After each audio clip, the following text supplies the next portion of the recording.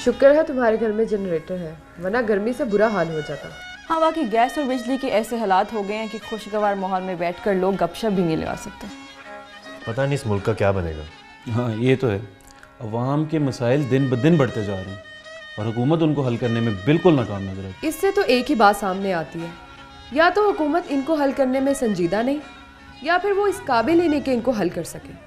आप ये कैसे कह सकती हैं? हुकूमत ने बेशुमार काम किए हैं, लेकिन आवाम को वही काम नजर आते हैं जो नहीं हुए। वो काम नजर ही नहीं आते जो हुकूमत ने किए हैं।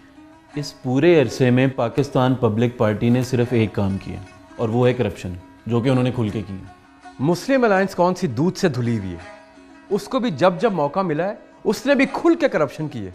मैं तो एक बात जानता हूँ कि ना तो सियासतदान और ना ही जमहूरी हुकूमत इस मुल्क के लिए वही ठीक रहेगा जो डंडे के जोर पे हुकूमत करेगा। डिक्टेटरशिप इन मसाइल का हल नहीं है, बल्कि एक तरह से मसाइल से आंखें बंद कर लेने वाली बात है। क्या आप समझती हैं कि मसाइल का हल मुस्लिम अलायंस के पास है? अगर मुस्लिम अलायंस के पास नहीं है तो तहरीक निजात के पास तो बिल्कुल भी नहीं है। तहरीक निजात के पास एक नया लीडर है, एक विजन है, और इस मुल्क की यूथ उसके साथ है। ना तो इस मुल्क की यूथ तहरीक निजात को जितवा सकती है और ना ही अवाम इन दोनों पार्टियों को एक और चांस देंगे। मुझे तो फौजी बूटों की आवाज़ें आ रही हैं और मैं उनको लब्बैक कहूँगा। मैं तो बस इतना जानती हूँ, अगर बूटों वाले आए तो इस मुल्क में कुछ भी बाकी नहीं बचेगा। मैं आपकी बात से पूरी तरह एग्री करती हूँ। ये मुल्क मार्शल लॉ को अफोर्ड कर ही नहीं सकता। अब तो इलेक्शन करीब है, बहुत जल्द दूध का दूध और पानी का पानी हो जाएगा। पाकिस्तान पब्लिक पार्टी फिर से हुकूमत में आएगी। पाकिस्तान पब्लिक पार्टी मसाइल का हल नहीं, बल्कि एक खुद बहुत बड़ा मसला है। तहरीक निजात के जलसों से आप लोगों को ये अंदाज़ा हो जाना चाहिए कि अगली हुकूमत तहरीक निजात की ही होगी। इस इलेक्शन में मुस्लिम अलायंस आपकी ये गलतफहमी दूर कर देगी। आप दोनों ने अपनी अपनी हुकूमतों के दौर में इतनी लूट मार की है कि लोगों के मसाइल हल करने की बजाय मुल्क के तमाम वसाइल को पामाल करके रख दिया। वसाइल? यही तो बात आपकी समझ में नहीं आ रही। अगर हमारे पास वसाइल होते तो हम जरूर, बल्कि फौरन अवाम के मसाइल का हल देते। आखिर हमें भी तो अगला इलेक्शन जीतना होता है। आप बिल्कुल ठीक कह रही हैं। वैसे ऐसा हो तो नहीं सकता, लेकिन जब ये लोग इक़्तिदार में आएंगे तब इनकी अकल ठिकाने आएगी। क्या समझ रही है आप क्या समझ?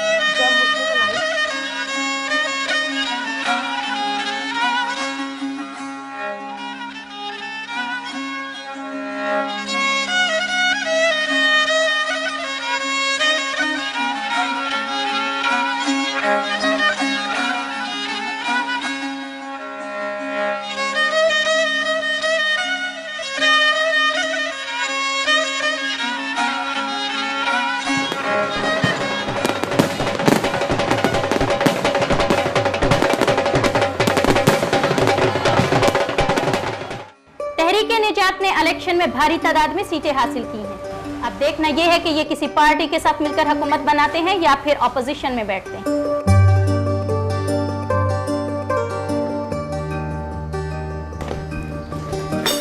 बैठे बैठे प्लीज बैठे।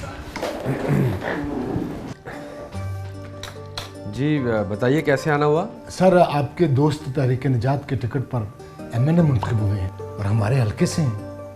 हमने सोचा कि चलकर आपको मुबारकबाद दे दें, और साथ में जनाब कुछ छोटे छोटे से मसले हैं हमारे। अगर आप एमएनए साहब से बात करके उन्हें हल करवा दें तो जनाब की मेहरबानी होगी। जी क्यों नहीं, बताइए क्या मसला है? मुबशिर साहब बोलिए।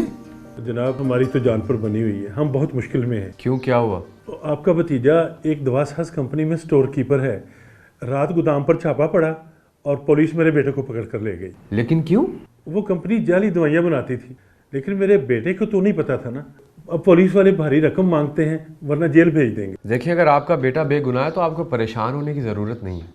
मैं एमएनए साहब से बात करूंगा, इंशाल्लाह आपका काम हो जाएगा। बहुत शुक्रिया, बड़ी मेहरबानी जनाब, बड़ी मेहरबानी। सर बात दरअसल ये है कि तमाम कॉलेज प्राइवेटाइज होने की वजह से उन्होंने फीसें बढ़ा दी। हम स्टूडेंट्स ने मिलकर एहतजाज किया तो उन लोगों ने मुझे कॉलेज से निकाल दिया। सबको निकाल दिया? नहीं, सिर्फ मुझे। वो क्यों? क्योंकि मैं उन्हें लीड कर रहा था।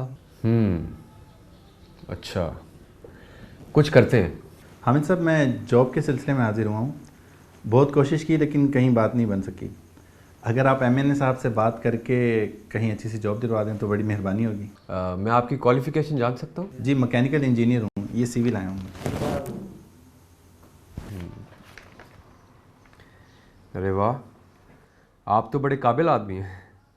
तो समझे कि आपकी नौकरी पक्की। Thank you sir. सर मेरा भी एक छोटा सा मसला है। जी जी बताइए। सर मेरी बीवी को हेपेटाइटिस सी है, इलाज चल रहा है। पहले तो हॉस्पिटल वाले दवाइयाँ दे देते थे, मगर अब वो कहते हैं कि हमारे पास बजट नहीं है। जनाब, दवाइयाँ हमें बाज़ार से खरीदनी पड़ती हैं और इतनी महंगी हैं कि हम उन्हें अफोर्ड नहीं कर सकते। आप हॉस्पिटल में फ़ोन करवा दीजिए तो उसका इलाज जारी रहेगा जनाब, नहीं तो। अच्छा ठीक है, MNA साहब इस्लामाबाद गए हुए हैं, कल तक वापस आ जाएंगे तो हम उनके पास जाएंगे। वो बहुत सच्चे और खरे आदमी हैं। इंशाल्लाह आप सबके मसाइल हल हो जाएंगे। शुक्रिया जनाब। MNA साहब बैठे? जी बैठे हुए हैं। उनको बताओ कि मैं आया हूँ। सर ज़रा मीटिंग में है तो आप ज़रा इंतज़ार कर लें। यार उन्हें मेरा नाम लो, कहो हामिद आए। देखिए जब तक मीटिंग चल रही है ना, मुझे भी इजाज़त नहीं अंदर जाने की, तो प्लीज़ आप ज़रा इंतज़ार कर लें। अच्छा।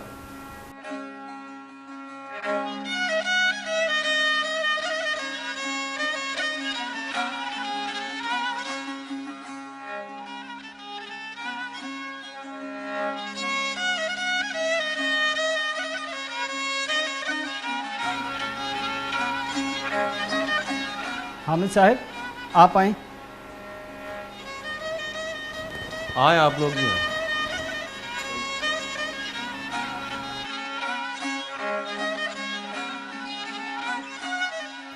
आप सबकी दरख्वास्तें मैंने पढ़ ली हैं और आप लोगों से बात भी हो गई है।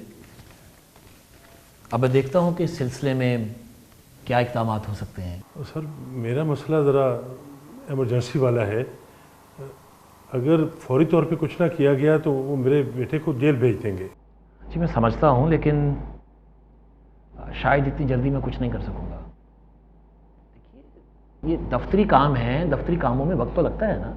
आपको तो पता है मैं सिफारिश पर यकीन नहीं रखता, और ये लोग अपने तौर पे बहुत कोशिश कर चुके हैं मगर इनके जायज़ काम भी अभी तक नहीं हुए। गुर्बत और महंगाई इतनी शदीद है कि थाना हो या कचहरी या कोई भी कारोबारी ज़िंदगी, हर इदारे में रिश्वत और बदउनवानी के बगैर इनके घर तक नहीं चल रहे। और दूसरी तरफ ये गरीब लोग हैं। अब बताएं आखिर ये क्या करें। इस मौके पर आपके पास आने के अलावा और मैं क्या करता। हामिद साहब आप तो सियासी आदमी हैं, आपके तो इल्म में है कि हर काम के होने का एक तरीका, एक सिस्टम होता है। सिस्टम बदलने के लिए तो आपको वोट दिए थे। हम सब आपके हलके के लोग हैं और आप आज यहाँ बैठे हैं तो हमारे वोटों की वजह से बैठे हैं। अगर आपने वोट दिए हैं तो इसका मतलब ये नहीं है कि आप लोगों ने मुझे खरीद लिया है। मेरे पास कोई जादू की छड़ी नहीं है जिसके साथ मैं हर आने वाले की मुश्किलें और उसके मसाइल चुटकियों में सॉल्व कर दूँ। अफसोस, सद अफसोस, इसीलिए हमारा मुल्क तरक्की नहीं करता जिस तरह दूसरे ममालिक ने की है। कौन सी तरक्की? कहाँ की तरक्की? तरक्की क्या मुल्कों की होनी चाहिए या उन मुल्कों में बसने वाले लोगों की तरक्की होनी चाहिए? क्या आलमी सरमायादार ताकतों की मदद के बावजूद America, England, Malaysia, south Korea और टर्की में गरीब और अमीर नहीं है? क्या वहाँ हर आने वाला दिन वहाँ के लोगों को नाखुश और परेशान नहीं कर रहा है? क्या वहाँ के लोगों को तमाम चीज़ें उनकी मर्जी के मुताबिक और बराबरी की बुनियाद पर मुहैया हो रही हैं? ये सब झूठ है। जब तक सरमायादाराना निज़ाम रहेगा, लोगों में फ़र्क रहेगा और अपने अपने वसाइल के मुताबिक तमाम मुल्कों के गरीब अवाम पर जुल्म और इस्तेसाल जारी रहेगा। आलमी सरमायादाराना निज़ाम ने जहाँ बज़ाहिर तरक्की याफ्ता मुल्कों को पुल, सड़कें, बिजली, पानी और खुराक मुहैया की हैं, वहाँ उसने बेरोज़गारी, शदीद नौयत के औकात मेहनत, महंगाई और इंसानों में बढ़ती हुई तबकाती तफरीक भी दी है, वहां पर भी मेहनतकश तबका बहुत मुश्किल में है। तो फिर आखिर हमारा क्या बनेगा? हम तो तीसरी दुनिया के शहरी हैं। इस निज़ाम में तो हमारा कुछ नहीं बन सकता। अगर हम इन ताकतों के गुलाम बन जाएं और इनकी मदद हासिल भी कर लें तो भी हम आवाम की अक्सरियत को खुशहाली नहीं दे सकेंगे। चीन और इंडिया को देख लें, वो भी अभी तक अपनी आवाम की अक्सरियत के लिए कुछ नहीं कर सके और आइंदा ऐसा कुछ होता नज़र भी नहीं आता। वहाँ भी आज भी भूख, गुर्बत, इफ्लास, बेरोज़गारी नाचती हैं वहाँ पर।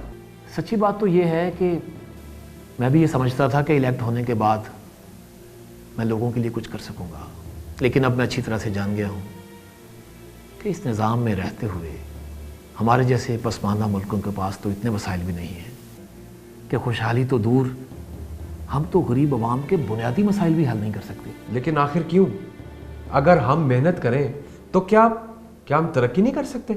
इसलिए कि हम और हमारे जैसे सारे मुल्क इब्तदाई से आलमी सरमायाकारी की दौड़ में बहुत पीछे रह गए थे। ये नेशनल नहीं, ग्लोबल इकॉनमी का दौर है।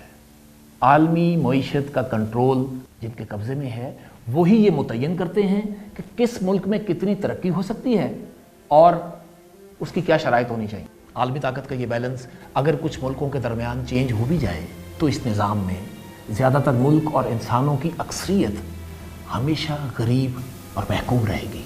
ये सीसॉ की तरह है, एक ऊपर तो दूसरा नीचे।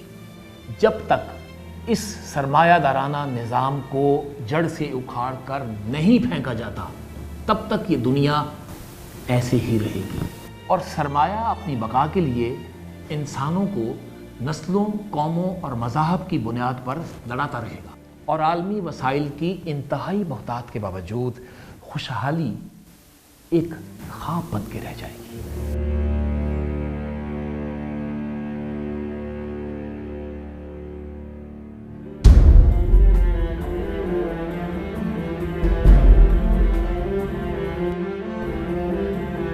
क्या आप अब भी इसी निज़ाम में रहना चाहते हैं?